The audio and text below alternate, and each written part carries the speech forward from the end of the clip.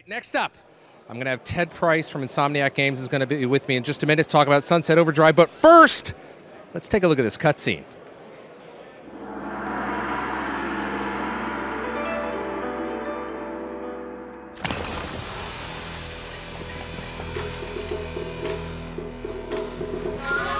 How did you get in here? I'm looking for a guy named Brill Cream. Troop Master Brill Cream is missing. Well, maybe I can help you find him. Maybe you'll be lucky if I let you live. Kind of a dick, huh? Treason! Arrest for Kim and banish her from the troop! Chill out, Mussolini. I am the Troop Master, and this is my troop! Ah, man. Are you gonna tell me where Brill Cream is, or what? You wanna find Brill Cream? You must do as I say. What? What was that all about? I'm here with Ted Price from Insomniac Games, Sunset Overdrive. He'll explain. Ted, what did we just see? We just saw the introduction to one of the factions in the game. Okay. This is Troop Bushido. These are adult adventurers, kind of like Boy Scouts, but they're adults, who during this apocalyptic moment in the game took refuge in a samurai museum, and they've now adopted the samurai code, so we call them the Bushido Scouts. They're a little twisted, and you can see their leader has an issue with his authority being challenged. But they're just one example of the many factions you meet in the game. A little twisted. I like because everything in Sunset Overdrive is a little twisted. A lot twisted. We're going to get right into the gameplay right here. So why don't we walk us through what we're going to see. So first I want you to check out the character that Blaine's playing here. All right. Blaine is off here on the side playing. And you'll notice this is a different character than the one we just saw in the video. Right. You have full customization over your characters in this game because in Sunset Overdrive, we want you to be who you want to be. Okay. So from the very beginning, you can choose your gender, your ethnicity. Throughout the game, you earn all sorts of vanity to outfit your character in some pretty crazy fashions. At this point, though, Blaine is moving through the world with momentum. He is grinding, bouncing, vaulting through the world, and we set up the world so that you can move very quickly through it. We wanted to move away from the traditional cover-based shooting mechanic that we're also familiar with and introduce a new paradigm to shooters. Now, I want to talk a little bit, you talked about the customization. It's important to point out that you told me earlier off the air, customization, that doesn't impact gameplay. It doesn't. Right. Now, why is that? Tell me why you guys made that decision. Well, we didn't want people to feel restricted in terms of the vanity choices that they make in the game. And again, if you want to freely express yourself, you shouldn't feel like there are negative consequences for example, choosing the quote-unquote wrong outfit. Right. And in this game, we really do push it when it comes to style. Right. We have we have a few sedate things that you might feel comfortable in. Oh, come on. Look at this shirt, will you? We might have this shirt in the game. I hope so.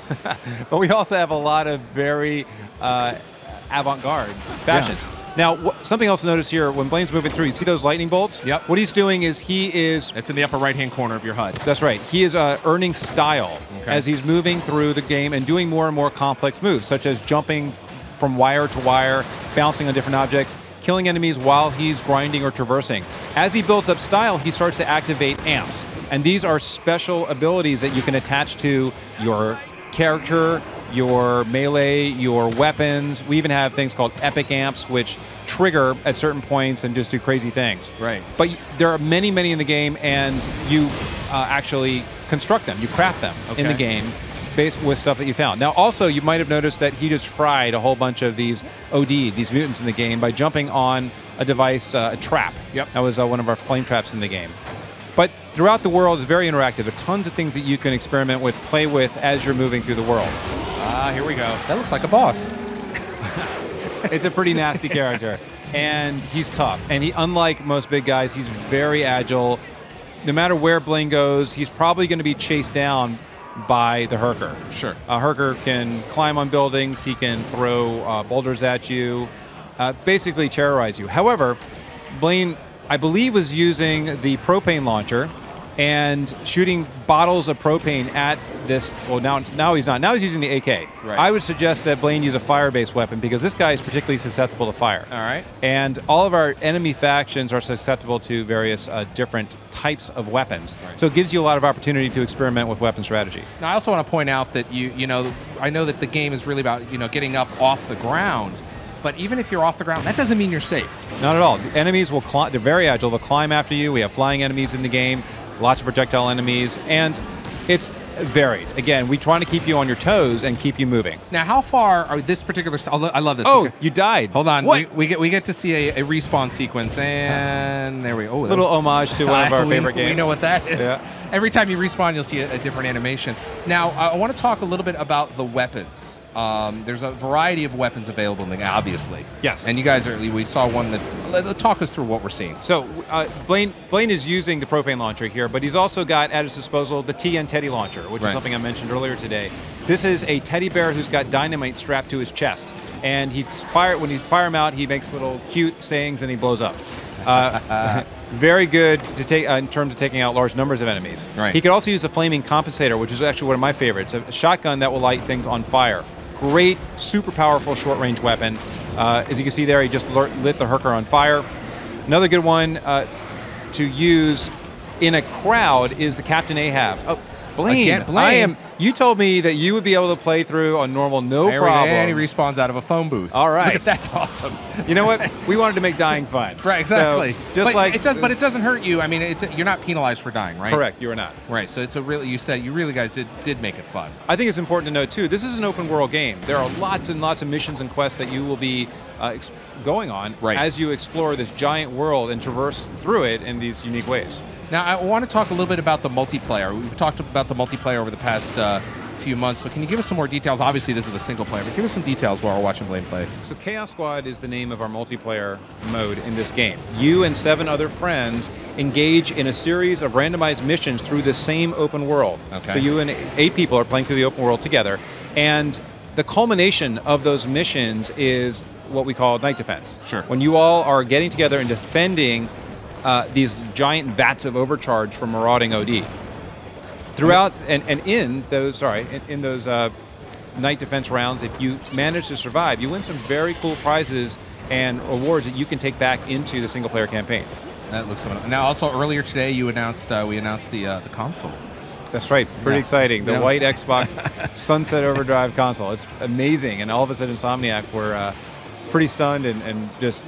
It's a dream come true for us. What's he have to do here? I mean, I've seen him play this. I've seen someone play it better, but this actually does have a big backstory behind this particular amusement park. You are helping out another one of the factions in the game called the Fargars. Okay. They are somebody we will go into more detail on later, but they have a problem with one of the enemy factions in the game who have stolen an important item.